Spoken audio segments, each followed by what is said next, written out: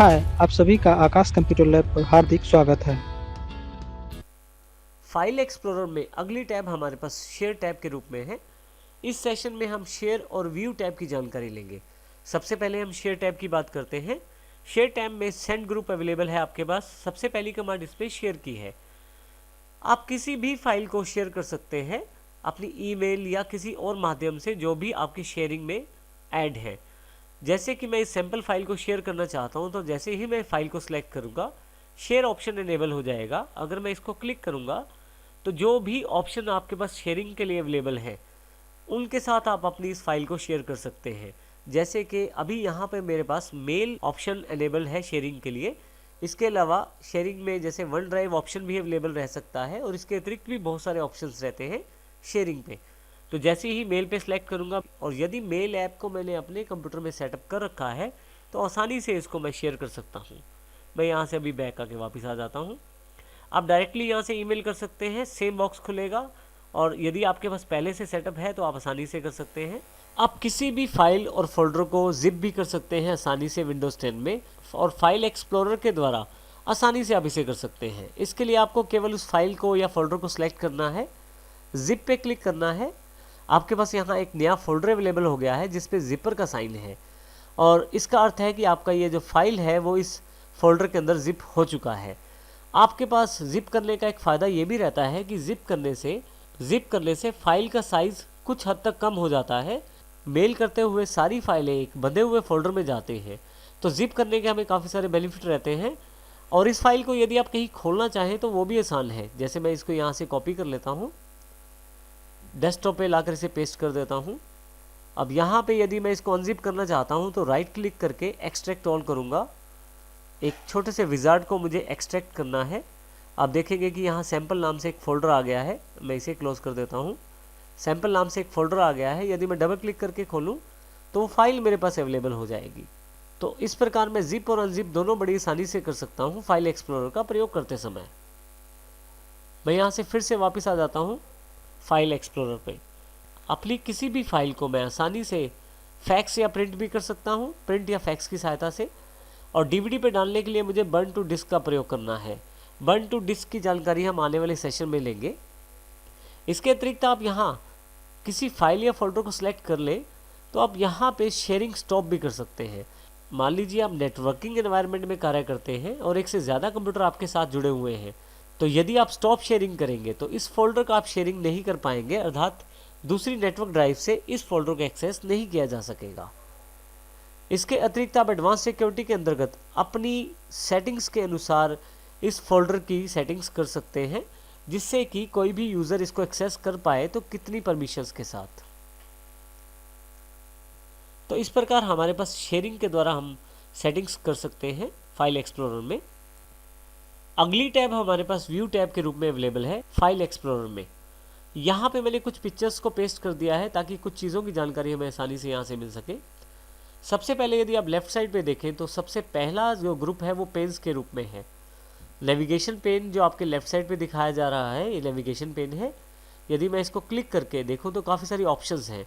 यदि मैं navigation pen को ऑफ कर दूं तो यहाँ से ये पेन हट जाएगा। आप डायरेक्टली डबल क्लिक करके किसी भी फोल्डर या फाइल को एक्सेस कर सकते हैं। दोबारा क्लिक करने पर नेविगेशन पेन चेक करने पर फिर से ये नेविगेशन पेन अवेलेबल हो जाएगा। नेविगेशन पेन का आप साइज़ बड़ा और छोटा कर सकते हैं अपनी आवश्यकता अनुसार। इसके लिए माउस यहाँ बॉर्डर के बीच में रखें, लेफ़्ट या राइट साइड की तरफ मूव करें तो आपके पास नेविगेशन पेन का एरिया बढ़ जाएगा। इसके अतिरिक्त आप यहाँ से प्रीव्यू पेन को ऑन कर सकते हैं। प्रीव्यू पेन पे क्लिक करते ही यहाँ पे राइट हैंड साइड पे एक बॉक्स अवेलेबल हो गया है। हालांकि अभी मैंने किसी फाइल को सिलेक्ट नहीं किया है, इसलिए कोई भी प्रीव्यू अवेलेबल नहीं है। जैसे ही यहाँ मैं किसी फाइल को क्लिक करता हूँ उसका प्रीव्यू मुझे यहाँ मिलना शुरू हो जाता है। डिटेल्स पेन पे क्लिक करते ही मुझे उस पर्टिकुलर फाइल की पूरी डिटेल्स अवेलेबल हो जाती है। जैसे जो पिक्चर मैंने क्लिक किया है उसका type of file PNG file है, कौन सी डेट पे ये खींचा गया, डायमेंशंस क्या है, साइज़ क्या है, और इस तरह की काफ़ी सारी छोटी छोटी जानकारी आपको मिलती है। आप डिटेल्स पेन और प्रीव्यू पेन को जहाँ से क्लिक करके इनेबल करते हैं वहीं से आप इनको डिसेबल कर सकते हैं, अर्थात यहीं से आप इनको हटा भी सकते हैं। नेक्स्ट ग्रुप जो अवेलेबल है वो लेआउट के रूप में है। आपके पास जो आइकॉन्स या लिस्ट दिखाई जा रही है नीचे, फाइल्स या फोल्डर्स की उनकी आइकॉन सेटिंग कर सकते हैं आप यहाँ से। जैसे एक्स्ट्रा लार्ज आइकॉन क्लिक करने पर आपके पास पहले से ही बड़े बड़े आइकॉन देने शुरू हो गया है आपके पास फाइल एक्सप्लोरर। इसका अर्थ यह है कि अब आपको शायद प्रीव्यू पेन और डिटेल्स पेन की आवश्यकता नहीं है। कुछ हद तक आपको जानकारी एक्स्ट्रा लार्ज आइकॉन ही अवेलेबल करवा देते हैं कि पिक्चर में क्या है और किस प्रकार की ये पिक्चर है। इसके अतिरिक्त स्मॉल आइकॉन्स का अर्थ है छोटे छोटे आइकॉन्स में जानकारी देना। टाइल्स में छोटे प्रीव्यू अवेलेबल रहते हैं आइकॉन्स के रूप में। लार्ज आइकॉन में लार्ज आइकॉन्स अवेलेबल रहेंगे। लिस्ट में एक लिस्टिंग अवेलेबल हो जाएगी। यदि आप कंटेंट पे क्लिक करें तो आपको फाइल और फोल्डर्स के साथ अतिरिक्त जानकारी भी देनी शुरू हो जाएंगे यहाँ पे कंटेंट के रूप में, जैसे कि डेट मॉडिफाइड और जेपीजी फाइल है या साइज़ क्या है। मीडियम आइकॉन जो है वो मीडियम साइज़ दिखाएंगे आपकी पिक्चर्स, आपकी फाइल्स और फोल्डर्स का।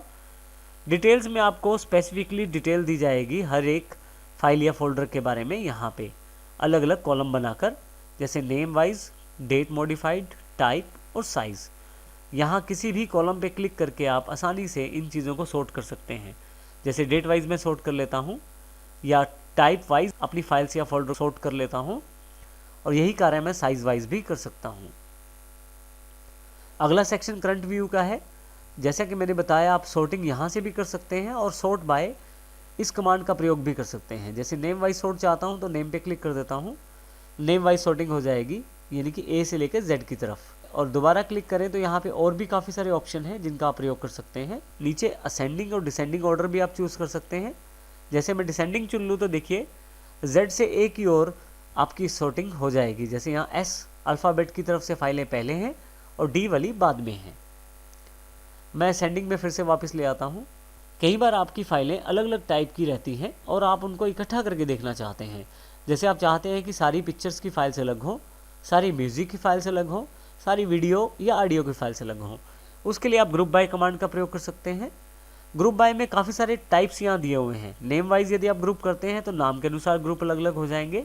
जैसे ए से एच वाली फाइलें यहाँ, आई से पी वाली यहाँ और क्यू से जेड वाली यहाँ पे। इसी तरह से यदि मैं इसको टाइप के अनुसार ग्रुप कर देता हूँ तो आप देखेंगे कि टाइप वाइज से सारी सॉर्टिंग हो गई है। जैसे RTF अर्थात टेक्स्ट वाली फाइलें यहाँ पे, PNG फाइल्स यहाँ पे, JPGs यहाँ पे, फोल्डर्स अलग कर दिए गए हैं और जिप फोल्डर बिल्कुल अलग कर दिया गया है। यदि मैं ग्रुपिंग ऑफ करना चाहता हूँ तो नन ऑप्शन पे सिलेक्ट कर लूँगा। इसी तरह से मैं कॉलम ऐड भी कर सकता हूँ। जो कॉलम आपके पास दिखाए जा रहे हैं उसमें कुछ कॉलम ऐड भी किए जा सकते हैं, जैसे टाइटल के रूप में। तो यहाँ टाइटल ग्रुप में एक कॉलम अलग से ऐड हो गया है। आप चाहें तो चूज़ कॉलम में से दिए गए काफ़ी सारे कॉलम्स में से भी कुछ कॉलम चूज़ कर सकते हैं। जैसे कि यहाँ पे मैं डेट क्लिक कर लेता हूँ और ओके कर देता हूँ, तो आप यहाँ देखेंगे कि डेट, क्रिएटेड डेट भी अवेलेबल हो गई है। यहाँ पे size all columns to fit वाला ऑप्शन अवेलेबल है। आप देखेंगे कि यहाँ पे थोड़ा सा स्पेस एक्स्ट्रा है नेम और डेट मॉडिफाइड कॉलम के बीच में। मैं जैसे ही size all columns to fit कर देता हूँ तो देखेंगे आपकी स्क्रीन पे सारी इन्फॉर्मेशन आसानी से आ रही है। अब नेक्स्ट ग्रुप जो हमारे पास अवेलेबल है वो है शो और हाइड के रूप में। यदि आप यहाँ ध्यान दें तो आपके पास काफ़ी सारे फाइल्स और फोल्डर्स हैं। यदि आप चाहते हैं कुछ फाइल्स या फोल्डर को सिलेक्ट करना और बाकी को छोड़ना तो आप आइटम चेक बॉक्सेस का प्रयोग कर सकते हैं। जैसे ही मैं क्लिक करता हूँ, यहाँ आप जिस फाइल या फोल्डर के आगे माउस लेके जाएंगे उसके पास छोटा सा एक चेक बॉक्स दिखाई देगा। यदि मैं क्लिक करना चाहूँ तो आसानी से क्लिक कर सकता हूँ। इस प्रकार से मेरी 3 आइटम्स यहाँ सेलेक्ट हो गई हैं। सबको इकट्ठा सेलेक्ट करना हो तो नेम के साथ में ऊपर की तरफ एक चेक बॉक्स अवेलेबल है। क्लिक करते ही सारे सिलेक्शन में आ गए हैं, और यदि मैं दोबारा अनचेक करूं तो फिर से सारे सिलेक्शन हट गई हैं। यहाँ से यदि मैं आइटम चेक बॉक्सेस को अनचेक कर दूं तो ये सेटिंग ऑफ हो जाएगी। फाइल नेम एक्सटेंशन भी मैं यहाँ क्लिक कर सकता हूँ। फाइल नेम एक्सटेंशन पे क्लिक करते ही आपके पास हर फाइल के पीछे उसकी एक्सटेंशन भी दिखाई जाएगी। जैसे यहाँ .jpg, .png और .rtf, साथ में .zip भी है। ऑफ करने पर ये एक्सटेंशन हट जाएगी। जैसे अब यहाँ पे कोई भी एक्सटेंशन नहीं दिखाएगी। अगर आपकी कोई फाइल या फोल्डर हिडन है तो आप यहाँ से हिडन आइटम्स को देख सकते हैं। इसके लिए सबसे पहले मैं एक आइटम हिडन करता हूँ। जैसे मैं सेलेक्ट कर लेता हूँ इंपॉर्टेंट डेटा को, राइट क्लिक, प्रॉपर्टीज़ और हिडन पे क्लिक करके अप्लाई करके ओके कर देता हूँ।